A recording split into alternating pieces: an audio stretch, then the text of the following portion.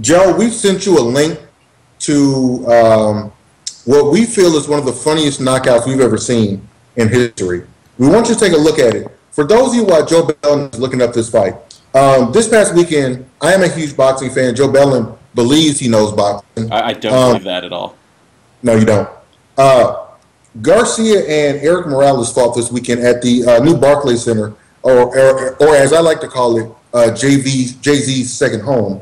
Put on a pretty good card. There's some good fights. There were a couple of boring fights. But at the end, Garcia lands a left hook that seems to cause Eric Morales to have a change of religion about his life. And when you watch the fight, you can go to your favorite World Star Hip Hop type little site and watch it. When you see the knockout, the left hand hits Eric Morales so hard that he spins one way and then converts to God and spins the other way and then lands on his ass. And one of the funniest knockouts. Don't forget that. Outside of the ring. You could not have done this on a video game. It was that impressive. We're waiting for Joe Bellon to see it. I'm trying to watch it right now. All right, hold on. Wait for it. Okay. There's the jab. But in my opinion, that might be the... Yep. There's the jab. Oh, that was the wrong move. He did appear to encounter some sort of spiritual force halfway through that circuit. Well, and then he goes WWE and falls out of the ring. Yeah. Yes. Oh, that's a good point. That's something you will see in the WWE. That is almost what impossible. Did he hit that changed his momentum back to the other direction? I don't know. Because we're not sure. Taking him this way, and then he went back that way. Very clearly, there was a time traveler wearing some sort of invisibility suit, standing in the ring to watch the fight better, not realizing he was about to get hit by a boxer. Wow, look at that. And the guy with the camera turns around after the dude is hanging out of the ring to take close-ups of his most humiliating moment. That's rough.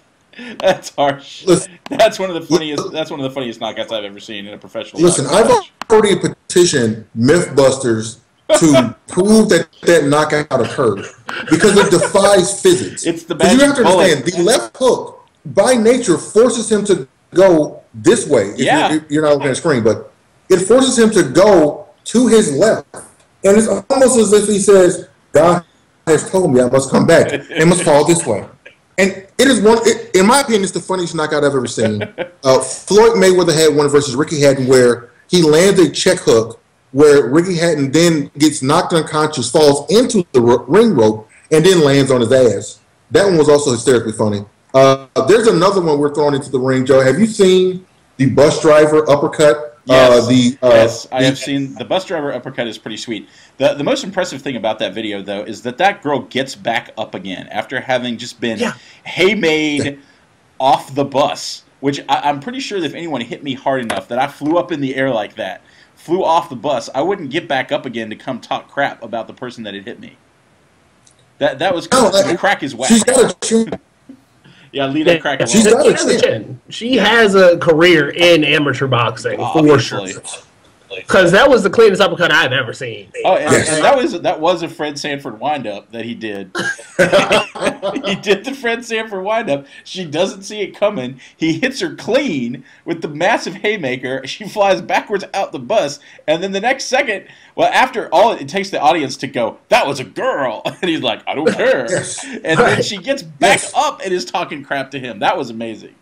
That's an amazing video. We do not condone hitting women or anything on this podcast. Please understand that. But for those of you who've all seen it, you've all laughed at it. So don't come on here posting on here like, "Oh my God, I can't believe he hit." Listen, you went to the same website we did and started laughing too. But the point is that it defies physics. I've literally been at work studying how humanly possible it is for force to go one way and then it goes the opposite way without anything causing it to go the other way. It's absurd. I can't figure it out. What's interesting about that clip, too, is he misses he tries hard. He hits a roundhouse at his opponent. I don't know who it is. Misses his opponent.